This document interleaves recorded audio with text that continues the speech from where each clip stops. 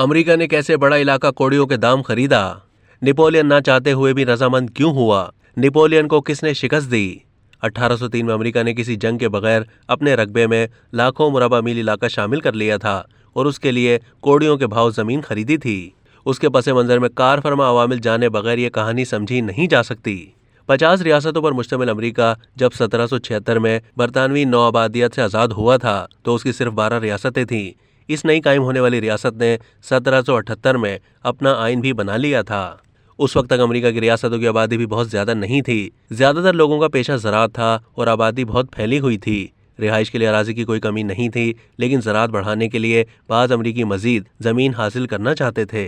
इस मकसद के लिए उन्होंने मगरिब में एलिगनी के पहाड़ी सिलसिले का रुख करना शुरू कर दिया था। उनमें से बहुत से लोग मौजूदा रियासतों केंटकी और टेनेसी में जाकर आबाद हो गए थे।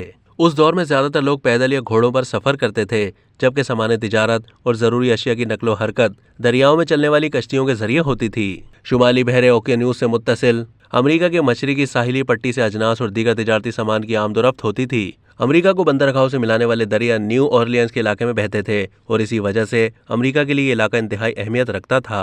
17वीं और 18वीं सदी में लुजियाना के ज्यादातर इलाके फ्रांस के पास थे। 1762 में उसने ये इलाका एक और यूरोपीय नौआबादियाती कुव्वत स्पेन के हवाले कर दिया।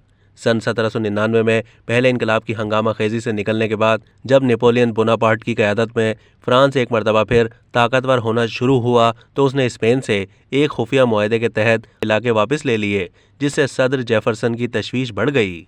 सदर जेफरसन ने नेपोलियन को पैगाम भिजवाया कि अमेरिका लुइजियाना का इलाका फ्रांस से खरीदना चाहता है।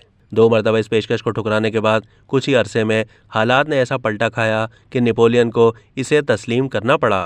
सेंट डोमिंगो का जजीरा गुलामों की तिजारत के अहम मराकज़ में शुमार होता था। अगरचे फ्रांस यहाँ पहले तसल्लुत कायम कर चुका था, लेकिन 1791 में गुलामों की बगावत के बाद यहाँ हालात फ्रांस के काबू से बाहर थे। नेपोलियन को उस वक्त हैरत का झटका लगा जब साबिक गुलामों की मज़ाहमत ने उसकी फ़ौज को पसपा होने पर मजबूर कर दिया। नेपोलियन ने इस मज़ाहमत को कुचलने के लिए मजीद फ़ौज भेजी, लेकिन इसे भी शिकस्त का सामना करना पड़ा, जिसके बाद नेपोलियन अमेरिका की पेशकश तस्लीम करने पर मजबूर हो गया।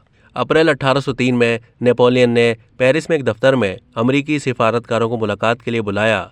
नेपोलियन खुद तो बराह रास्त उन मुज़ाकरात में शामिल नहीं हुआ, अलबत्ता इस मुलाकात में एक फ्रांसीसी अहदेदार ने अमरीकी सिफारतकारों को ये पेशकश की कि अगर अमरीका न्यू ऑरलियंस की बंदरगाह के साथ लुइजियाना का इलाका भी खरीदना चाहे तो फ्रांस इस सौदे के लिए तैयार है। 20 लाख मुरबा किलोमीटर के इस इलाके की कीमत $1.5 करोड़ तय पाई। ये कीमत इतनी कम थी कि अमेरिका को 1 एकड़ ज़मीन 3 सेंट से भी कम कीमत में पड़ी। खरीदारी का यह मुआहदा 30 अप्रैल 1803 को तैयार किया गया और 2 मई को इस पर दस्तखत हुए, जिसके बाद 7 महीने के अंदर फ्रांस ने इस पूरे इलाके का कंट्रोल अमेरिका के हवाले कर दिया। अमेरिका में इस मुआहदे को लुइजियाना परचेज के नाम से याद किया जाता है।